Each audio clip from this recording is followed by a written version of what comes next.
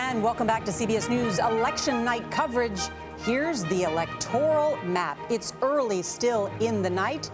And as you can see, Hillary Clinton with 3 electoral votes, Donald Trump with 24 electoral votes.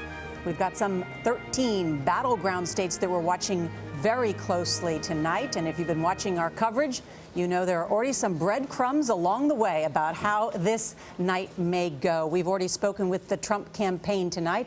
Now we want to speak with the Clinton campaign and Brian Fallon, who is the press secretary. Brian, good evening. Great to be with you. Thanks for having me. Absolutely. First, tell us how the campaign is feeling at this hour. Well, we really feel, based on what we're seeing so far today, that what you're seeing is a rise of the Clinton coalition. This is a issue where, coming into the election, I feel a lot of people thought that it was an open question whether Hillary Clinton could galvanize support from the Obama coalition that helped power President Obama to victory in 2008 and 2012. And what we're seeing in the early voting and then in the turnout today suggests that Hillary Clinton has not just reassembled that Obama coalition, but actually expanded on it. It's being powered by a surge in the Latino vote. In a state like Florida, you saw the early voting figures from Latinos double to more than 1 million Latinos voting early in Florida. I think that's going to help us break 2012 turnout levels in terms of Miami-Dade County, which is a huge powerhouse county for Democrats. You can't win Florida without running up the score in Miami-Dade. If you look at Nevada, you're seeing record turnout in the early vote in Clark County, which is a huge Democratic stronghold area. And even in a state like North Carolina, which we think is going to be tight and probably going to be late to be called, where initially there was some talk about a drop-off in African-American turnout.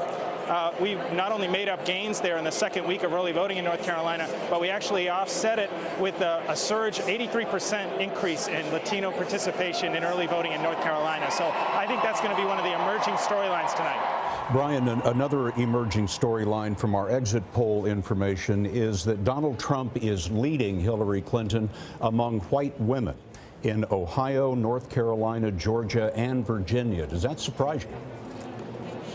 This was a demographic that he was leading with from a very early point in the race. I think that overall, the story with respect to white voters may be the huge break and split that you see in terms of college-educated white voters. This is overrepresented in places like the collar counties outside Philadelphia. That may swing the state of Pennsylvania to us, which will essentially block the path for Donald Trump.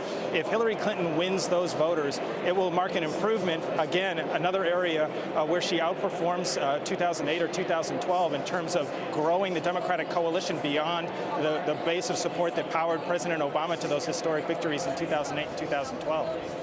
And Brian, just quickly, the state of Michigan, any concern there? Michigan, we've been pleased with what we've been seeing so far. In fact, I think that the day after this election, one of the mistakes that the Trump campaign will look back on is their failure to contest a state like Michigan earlier on. We never took it for granted, even though it was late to the battleground map in the minds of some. We actually had 35 offices open there. We had a full staff in place there. We were always built to win a very close race, and that's what I think is going to happen tonight. Brian Fallon, thank you so much for joining us there in the Javits Center, which the Clinton campaign chose especially in part because it has a glass ceiling. Yeah.